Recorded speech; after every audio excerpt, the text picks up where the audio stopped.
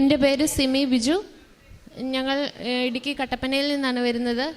ഞങ്ങളുടെ വിവാഹം കഴിഞ്ഞിട്ട് 10 വർഷമായി.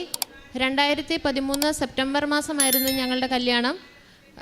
2013 നവംബർ മാസം ഞാൻ ആദ്യ തവണ പ്രഗ്നൻ്റായി. 2014 ജൂലൈ മാസം ഞാനൊരു ആൺകുഞ്ഞിന് ജന്മം നൽകി. കുഞ്ഞുണ്ടായി 23 ദിവസങ്ങൾക്ക് ശേഷം ഞങ്ങൾക്ക് ആ കുഞ്ഞിനെ ഹോസ്പിറ്റലിൽ വെച്ച് തന്നെ നഷ്ടപ്പെട്ടു. കുഞ്ഞ് വെൻറ്റിലേറ്ററിലായിരുന്നു ജനിച്ച്. ഒരു ദിവസം പോലും ഞങ്ങളുടെ കയ്യിൽ കിട്ടിയിട്ടില്ല. അത് മാനസികമായിട്ട് ഞങ്ങളെ ഒരുപാട് തളർത്തി. എന്നാന്ന് വെച്ചാൽ ഒരു കുഞ്ഞിനെ പൂർണ്ണ അവസ്ഥയിൽ പ്രസവിച്ചതാണ് ഞാൻ. അപ്പോൾ ആ വേദന സഹിക്കുകയും ചെയ്തു. കുഞ്ഞിനെ കിട്ടാത്തൊരു അമ്മയുടെ വേദന എന്ന് പറയുന്നത് നമുക്ക് പറഞ്ഞറിയിക്കാൻ പറ്റത്തില്ലാത്തൊരു ബുദ്ധിമുട്ടാണ്. അത് കഴിഞ്ഞ് 5 വർഷം കഴിഞ്ഞ് ഞാൻ വീണ്ടും ഗർഭിണിയായി. ആ കുഞ്ഞും 2 മാസമായപ്പോൾ അബോർഷനായി. ഡി-ആൻസി ചെയ്ത് കഴിഞ്ഞപ്പോൾ തൊട്ട് എനിക്ക് കുറേ ഫിസിക്കലായിട്ടും മെൻ്റലി ഞാൻ വളരെ വീക്കായി. ഞാനൊരു ഡിപ്രഷൻ സ്റ്റേജിൽ കൂടെയാണ് കടന്നുപോയത്. എനിക്ക് ജോലിക്ക് പോകണമെന്നില്ല, മുന്നോട്ട് ജീവിക്കണമെന്നില്ല, ആർക്കു വേണ്ടിയാണ് ജീവിക്കുന്നത്, എങ്ങനെ ജീവിക്കും, അങ്ങനെയെല്ലാം തോന്നി. എനിക്കെന്തോ സംഭവിക്കും, ഞാൻ മരിച്ചു പോകുമെന്നാണ് എനിക്കൊരു തോന്നൽ. അപ്പം ഹസ്ബൻഡ് പോലീസാണ്. പുള്ളി ജോലി കഴിഞ്ഞ് വന്ന എന്നും എന്നെ ഹോസ്പിറ്റലിൽ കൊണ്ടുപോകുക എന്നൊരു ഇതിനു വേണ്ടി ഞാൻ കാത്തിരിക്കും. വരുന്നത് ഞാൻ പറയും, ചേട്ടാ എനിക്ക് ഹോസ്പിറ്റലിൽ പോകണം, ഞാൻ ഇന്ന് മരിച്ചു പോകും, എനിക്ക് ഡോക്ടറെ കാണണം, കണ്ടില്ലെങ്കിൽ എൻ്റെ അസുഖം എന്താണെന്ന് പോലും മനസ്സിലാകാൻ പറ്റത്തില്ല, ചിലപ്പോൾ കണ്ടുപിടിച്ച് കഴിഞ്ഞാൽ നാളെ ഒരുപക്ഷെ ഞാൻ ഒരു ദിവസം കൂടി ജീവിച്ചിരുന്നാലോ. അപ്പോൾ വന്നു കഴിഞ്ഞ് എന്നും ചേട്ടായിക്ക് എന്നെ ഹോസ്പിറ്റലിൽ കൊണ്ടുപോകാനേ സമയമുള്ളൂ. ഡോക്ടറെ ചെന്ന് കണ്ട് ഡോക്ടർ കുഴപ്പമില്ല എന്ന് പറഞ്ഞു കഴിയുമ്പോഴത്തേക്ക് ഞാൻ ഓക്കെ ആകും. പിറ്റേ ദിവസം ഇത് തന്നെ. അങ്ങനെ 2018 അബോർഷനായി കഴിഞ്ഞിട്ട് ഞങ്ങൾ ചെക്കപ്പിന് പോയി കഴിഞ്ഞ് ഹോർമോൺ ടെസ്റ്റ് ചെയ്ത സമയത്ത് AMH എന്ന് പറഞ്ഞൊരു ഹോർമോൺ ടെസ്റ്റ് ചെയ്തു. അതിനകത്ത് ഇനി എനിക്കൊരു കുഞ്ഞിനെ ഉണ്ടാവാനായിട്ടുള്ള സാധ്യതയില്ല എന്ന് 2 ഹോസ്പിറ്റലിൽ നിന്ന് പറഞ്ഞു. അതുകൂടെ കേട്ടതേ വാക്കയും കൂടെ ഉള്ള ഒരു പ്രത്യാശ ജീവിതത്തിൽ നിന്ന് പോയി. അങ്ങനെ ഇരുന്നപ്പോഴാണ് ഞങ്ങൾ 2019 ഇവിടെ വന്ന് ആദ്യത്തെ ഉടമ്പടി എടുത്ത ആദ്യത്തെ 6 മാസം ഞാനിവിടെ വന്ന് എല്ലാ മാസം വരുമായിരുന്നു, പ്രാർത്ഥിക്കുമായിരുന്നു, പ്രേക്ഷിത പ്രവർത്തനങ്ങളെല്ലാം ചെയ്യും. അങ്ങനെ ഒരു ദിവസം വന്നപ്പോഴത്തേക്ക് ഞങ്ങൾക്ക് അച്ഛനെ കാണാൻ പറ്റി. അച്ഛനോട് ഞാൻ എൻ്റെ ബുദ്ധിമുട്ടുകളെല്ലാം പറഞ്ഞു. അച്ഛൻ ഞാനിങ്ങനെ ഒരു ഡിപ്രഷൻ സ്റ്റേജിൽ കൂടെയാണ് കടന്നു പോകുന്നത്, ഇങ്ങനെ മരണഭയം ഭയങ്കരമായിട്ടുണ്ട്, എനിക്കിനി കുഞ്ഞുങ്ങൾ ഉണ്ടാവത്തില്ലെന്നാണ് പറഞ്ഞേക്കുന്നതെന്നൊക്കെ പറഞ്ഞു. അപ്പോൾ അച്ഛൻ എന്നോട് പറഞ്ഞു, നീ ഒന്നുകൊണ്ടും പേടിക്കണ്ട, നീ കറക്റ്റായിട്ട് പ്രാർത്ഥിച്ചാൽ മാത്രം മതി, നിനക്ക് മാതാവിൽ നിന്ന് ഞാൻ കുഞ്ഞിനെ മേടിച്ച് തരാമെന്ന് പറഞ്ഞു. അങ്ങനെ ഇരുന്നപ്പോഴാണ് 2019 കോവിഡ് വരുന്നത്. അതിൻ്റെ ബാക്കിയായിട്ട് നമുക്ക് പ്രാർത്ഥിക്കാനൊന്നും പറ്റിയില്ല. അവിടെ നിന്ന് ഇവിടെ വരെ വരിക എന്നുള്ളതൊന്നും സാധ്യമായിരുന്നില്ല. അങ്ങനെ ഞങ്ങളുടെ ഉടമ്പടി മുടങ്ങി. അത് കഴിഞ്ഞ് 2022 നവംബർ മാസം ഞങ്ങളിവിടെ വന്ന് വീണ്ടും ഉടമ്പടി എടുത്തു. നവംബർ 14-ാം തീയതിയാണ് ഉടമ്പടി എടുത്തത്.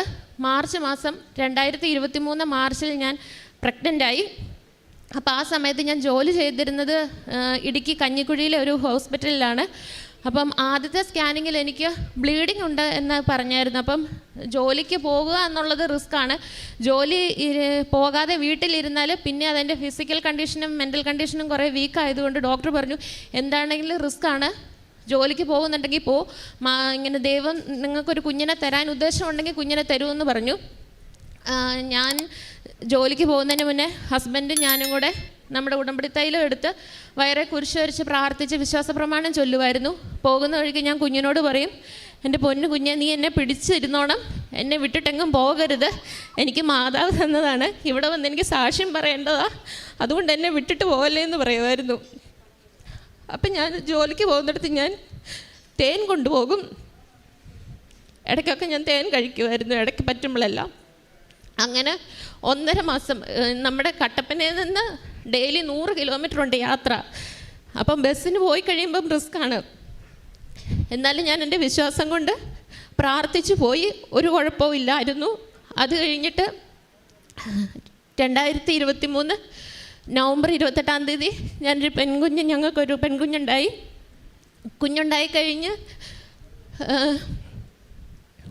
കുഞ്ഞിന് ബ്ലഡിലെ കാർബൺ ഡൈ ഓക്സൈഡിൻ്റെ അളവ് 72%, ഓക്സിജൻ്റെ അളവ് 23% ഉണ്ടായിരുന്നുള്ളൂ. കുഞ്ഞ് CPAP എന്ന് പറഞ്ഞൊരു മെഷീനകത്തായിരുന്നു. അപ്പോൾ ആദ്യമേ എൻ്റെ ഈ കണ്ടീഷൻ അറിയാവുന്നതുകൊണ്ട് എന്നോട് ആരും ഒന്നും പറഞ്ഞില്ല കുഞ്ഞിന് ഇങ്ങനെയാണെന്നുള്ള കാര്യം. പക്ഷേ അവിടെ സ്റ്റാഫ് സംസാരിക്കുന്നത് ഞാൻ കേട്ടു, എൻ്റെ കുഞ്ഞിന് ഇങ്ങനെയൊക്കെ വളരെ സിക്കാണെന്നുള്ള കാര്യം. അപ്പോൾ ആ സമയത്ത് ഹസ്ബൻഡ് എൻ്റെ ഉടമ്പടി ലോക്കറ്റ് കുഞ്ഞ് കിടന്ന ICUവിൽ കുഞ്ഞിൻ്റെ അടുത്തായിട്ട് കൊണ്ടുവച്ച് പ്രാർത്ഥിക്കാനായിട്ട് അവിടുത്തെ സിസ്റ്റർമാരുടെ കയ്യിൽ കൊടുത്തു. അവരവിടെ വെച്ച് പ്രാർത്ഥിച്ചു. അടുത്ത ടെസ്റ്റിനകത്ത് തന്നെ ഓക്സിജൻ്റെ അളവ് 70% കൂടി, കാർബൺ ഡൈ ഓക്സൈഡിൻ്റെ അളവ് കുറഞ്ഞു. അങ്ങനെ കുഞ്ഞ് സേഫായിട്ട് ഞങ്ങളുടെ കാര്യങ്ങളിൽ കിട്ടി.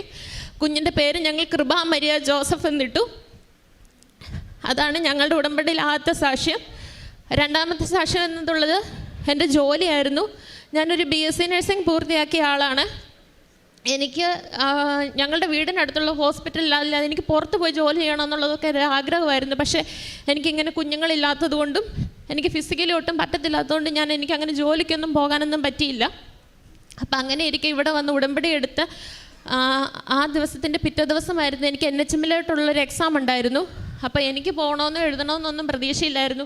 അപ്പോൾ ഹസ്ബൻഡ് എന്നോട് പറഞ്ഞു, ഇവിടെ വന്ന് ഉടമ്പടി എടുത്തതല്ലേ, മാതാവ് ഈ ജോലി തരും, എന്താണെങ്കിലും വാ, കിട്ടിയില്ലെങ്കിൽ സാരമില്ല, നമുക്കൊന്ന് എക്സാം എഴുതാമെന്ന് പറഞ്ഞു. ഹസ്ബൻഡിൻ്റെ ഒരു താല്പര്യം കൊണ്ട് എക്സാം പോയി എഴുതി. അതിനകത്ത് തന്നെ എനിക്ക് സെലക്ഷൻ കിട്ടിയതായിരുന്നു ആദ്യത്തെ ഇടുക്കി കഞ്ഞിക്കുഴിയിലുള്ള ജോലി. അവിടെ ഒരു 6-7 മാസത്തോളം മൊത്തം ഞാൻ ജോലി ചെയ്തു. അത് കഴിഞ്ഞിട്ട് എനിക്കൊരു ട്രാൻസ്ഫറിന് വേണ്ടി എനിക്ക് ഒത്തിരി ആഗ്രഹം ഉണ്ടായിരുന്നു. കുഞ്ഞായി കഴിഞ്ഞിട്ട് ജോലിക്ക് പോകുന്ന അത്രയും ദൂരം ബുദ്ധിമുട്ടൊക്കെ ആയ സമയത്ത് ഞാൻ ഒത്തിരി മാതാവിനോട് കരഞ്ഞ് പ്രാർത്ഥിച്ച് എനിക്കൊരു ട്രാൻസ്ഫർ കിട്ടണമെന്ന്. അങ്ങനെ പ്രാർത്ഥിച്ചതിൻ്റെ ഫലമായിട്ട് ഞങ്ങളുടെ കട്ടപ്പന തന്നെ വീടിനടുത്തുള്ള താലൂക്ക് ഹോസ്പിറ്റലിൽ എനിക്ക് ജോലി കിട്ടി. ആദ്യം ഈ രണ്ടാമത്തെ അബോർഷൻ കഴിഞ്ഞ് കഴിഞ്ഞിട്ട് എനിക്ക് അങ്ങനെ വിശ്വാസമെന്നൊരു കാര്യം എനിക്കില്ലായിരുന്നു. മാതാവല്ല എൻ്റെ ജീവിതത്തിൽ ചെയ്യുന്നത്, തന്നിട്ട് തിരിച്ചെടുക്കും, എനിക്കൊന്നും അനുഗ്രഹത്തിനുള്ള ഒരു അർഹതയുള്ളൊരു വ്യക്തിയല്ല ഞാൻ എന്നായിരുന്നു ഒരു മനസ്സിൽ അങ്ങനെയായിരുന്നു. പ്രാർത്ഥിച്ചിട്ടൊന്നും കാര്യമില്ല, നമ്മൾ വെറുതെ പ്രാർത്ഥിക്കുന്നതെന്നൊക്കെ. പക്ഷേ ഇവിടെ വന്ന് നമുക്കൊരു കുഞ്ഞില്ലാത്തൊരവസ്ഥയിൽ ഇവിടെ വന്ന് ഒത്തിരി സാക്ഷ്യങ്ങൾ കേട്ടതിൻ്റെ ഫലമായിട്ട് നമുക്കും ഒരു വിശ്വാസം വന്നു. മാതാവിനോട് ചോദിച്ചാൽ എന്താണേലും കിട്ടും, ഉടമ്പടി വെച്ച് പ്രാർത്ഥിക്കാമെന്ന്. അത് കഴിഞ്ഞിട്ട് ഹസ്ബൻഡ് എന്നും ഉടമ്പടി എടുത്തു കഴിഞ്ഞിട്ട് എല്ലാ ദിവസവും ജോലി കഴിഞ്ഞിട്ട് വന്നിട്ട് നമ്മുടെ ഇടവക ദേവാലയത്തിൽ വിശുദ്ധ കുർബാന അർപ്പിക്കാൻ പോകുമായിരുന്നു. ഞങ്ങളുടെ അടുത്തൊരു പള്ളിയുണ്ട്, അവിടെ ചെന്ന് അച്ഛനെ കണ്ട് എന്നും ബ്ലെസ്സിങ് മേടിക്കുമായിരുന്നു. പിന്നെ പത്രം മേടിച്ച് പ്രേക്ഷിത പ്രവർത്തനങ്ങൾ ചെയ്യും. സാമ്പത്തികമായിട്ട് നമ്മളെക്കൊണ്ട് പറ്റുന്ന തരത്തിൽ വലിയ എമൗണ്ട് അല്ല, ചെറിയ ചെറിയ സാമ്പത്തിക സഹായങ്ങൾ കൊടുത്തു. അങ്ങനെ ഭക്ഷ്യസാധനങ്ങളൊക്കെ അർഹതപ്പെട്ടവരുടെ വീടുകളിൽ എത്തിച്ചു കൊടുത്തു. പിന്നെ ഇതുപോലെ തന്നെ ഞങ്ങളെപ്പോലെ തന്നെ മക്കളില്ലാതിരുന്ന ഒരു 3 കുടുംബാംഗങ്ങളെ നമ്മൾ ഇവിടത്തേക്ക് പറഞ്ഞു വിട്ടു. അവർക്കും ഇവിടെ വന്ന് പ്രാർത്ഥിച്ചതിൻ്റെ ഫലമായിട്ട് അവർക്കും കുഞ്ഞുങ്ങളെ കിട്ടി.